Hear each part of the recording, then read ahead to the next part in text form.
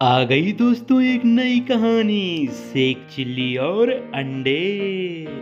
एक दिन सुबह सुबह मियाँ शेख चिल्ली बाजार अंडे लेने गए और बाजार से उन्होंने खूब सारे अंडे खरीदे और उन अंडों को एक टोकरी में भरकर अपने सिर पर रख लिया और घर की ओर जाने लगे।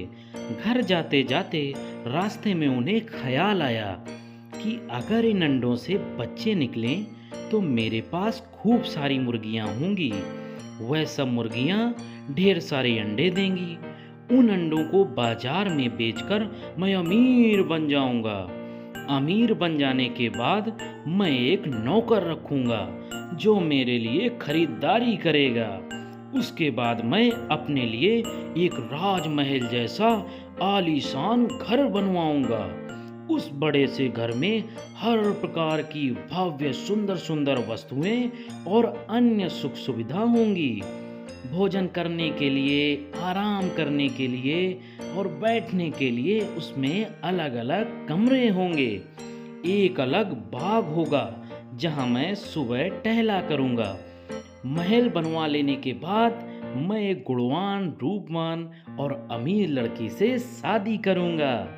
अपनी पत्नी के लिए भी एक नौकर रखूंगा और उसके लिए अच्छे अच्छे कपड़े आभूषण खूब खरीदूंगा।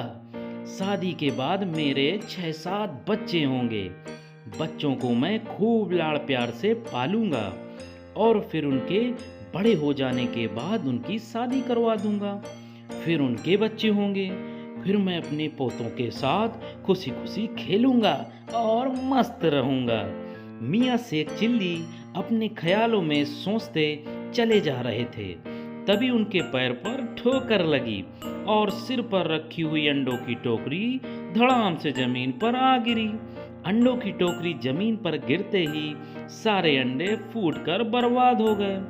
अंडों के फूटने के साथ साथ मियाँ शेख चिल्ली के ख्याली पुलाव जैसे सपने भी टूटकर चूर चूर हो गए और हमेशा की तरह उदास होकर घर वापस लौटना पड़ा। इसलिए दोस्तों, हमें ज्यादा विचार नहीं करना चाहिए।